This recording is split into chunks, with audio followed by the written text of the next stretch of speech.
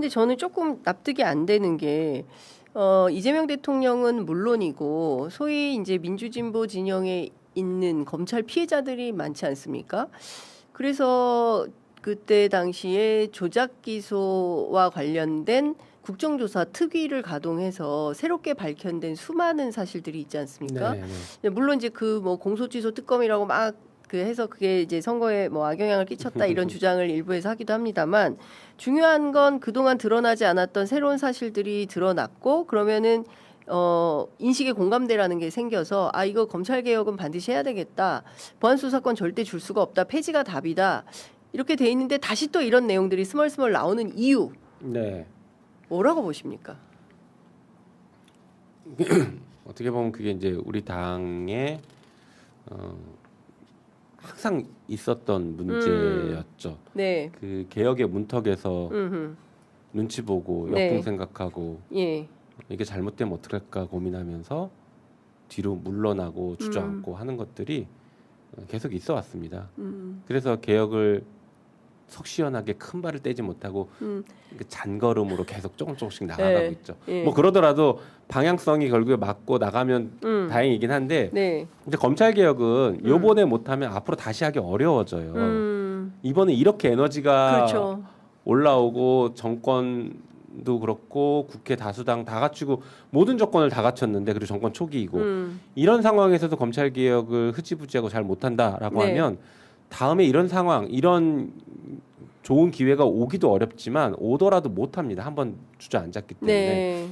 그래서 이번에는 그냥 큰 거는 바로 떼버려야 돼요. 네. 생각해요. 근데 사실 문재인 정부 때도 그때도 상당히 큰 기대가 있었는데 공수처가 굉장히 너무 약간 네. 뭐 파출소 같은 거 하나 만들어 놓고 무슨 수사를 하겠냐 이제 이런 비판이 상당히 많이 있었던 거 아닙니까? 네. 근데 지금도 또 비슷한 내용을 반복한다면 이거는 역사에 죄를 짓는 일이 될 것 같은데요, 그럴 수 민주당이. 예. 참고로 공수처는 공수처법을 통과시켰을 당시에는 민주당이 과반이 아니었어요. 그때 123석 뭐 이런 정도 해가지고 네. 국민의당이었던가 그 안철수 당과 네네네네. 같이 연합해서 네. 처리를 했죠. 예. 그러다 보니까 법안이 되게 많이 쪼그라들었어요. 근데 네. 그 뒤에 민주당이 180석 이상 차지했을 때 그때 한번 공수처법을 개정했거든요. 네. 공수처장 임명이 안 되고 있어서 네. 그때 공수처법을 원안대로 좀 확대해서 개정을 했어야 됩니다. 근데 그때 그냥 공수처장 임명 절차만 조금 바꿔서 개정을 하다 보니까 지금 말씀하신 것처럼 공수처가 힘을 잘 못 쓰는 구조가 됐죠. 그러니까 민주당이 개혁에 큰 걸음을 내디뎌야 할 때 주저주저 하다가 또 흐지부지 돼서 왜 이렇게 뒷심이 부족하냐 민주당은 네. 이제 이런 비판을 좀 듣는데 최근에 이건 어떻게 보십니까? 어제 민변에서 발표한 형소법 개정안논의 입장문을 보면 403명의 회원들의 의견을 공유했는데요. 그중에 부분 존치가 45.9, 전면 폐지가 31.3, 전면 존치가 21.1, 뭐 의견 없음, 뭐 이렇게 조사가 됐습니다. 이 조사는 어떻게 보십니까? 뭐 그렇게 법조인들이 볼 수도 있죠. 저는 이제 뭐 민변 출신이긴 했는데 네. 민변 내에서도 다양한 의견들이 존재합니다. 다양한 위원회가 있고, 그러니까 범죄 피해자를 중점적으로 보호하는 위원회가 있고요. 네.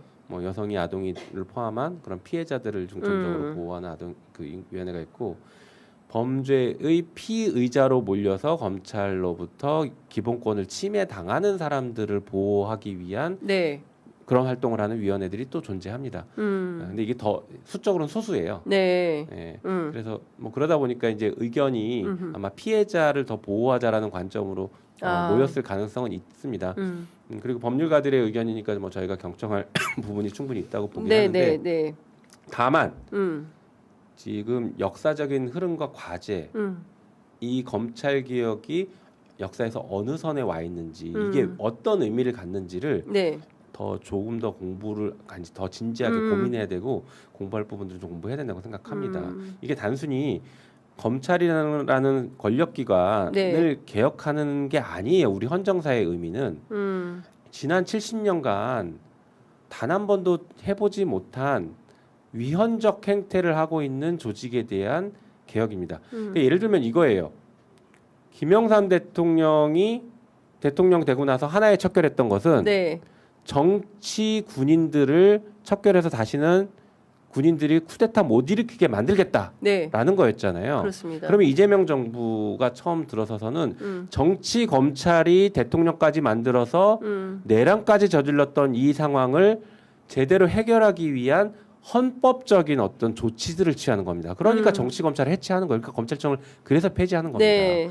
이 조치를 취하는 과정에서 예. 검찰의 수사권을 남겨두는 방식으로 가면 이 조치가 무용지물이 될 가능성이 있기 때문에 지금은 과감한 조치를 취해야 된다라고 네. 하는 것입니다. 그리고 말씀드린 보완책들로 해결이 가능해요. 근데 그거를 검사들이 안 하려고 거봐 역시 검찰개혁 잘못된 거 우리가 직접 수사권 있어야 돼라고는 얘기를 하려고 의무를 해태할 가능성이 높습니다. 보안수사 요구를 이상하게 하거나 제대로 네. 하지 않거나 아까 말씀드렸던 시정조치 요구 같은 것들을 해태하거나 이렇게 의무를 해태하는 방식으로 검찰개혁이 잘못됐어라는 것을 홍보할 가능성이 매우 높습니다. 네. 그것들을 지금 차단해주는 방식으로 우리가 준비를 해야죠. 정부도 그런 것들을 지금 준비해야 된다고 저는 생각합니다. 네.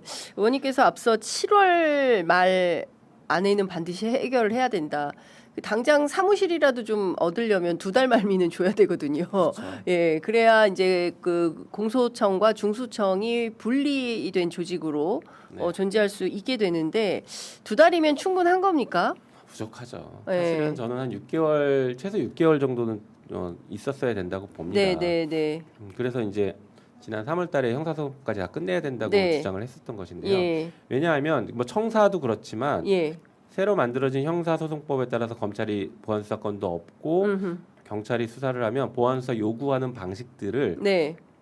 구체적으로 이제 좀 시뮬레이션도 해봐야 돼요. 그리고 저희가 이제 생각하는 모델이 수사기관과 검사의 협력 모델입니다. 네. 그래서 영장 청구를 하거나 아니면 수사에서 중요한 부분에 법률적인 조언을 구하거나 하는 것들이 이게 이제 보안수사 요구의 개념 전 단계인 거죠. 네. 이런 거 수사하려고 하는데 이런 거 물어봐도 될까요?라고 네. 이제 조언을 구하는 겁니다. 그런 것들을 협력하면 수사가 굉장히 잘 짜여서 짜임새 있게 잘 가죠.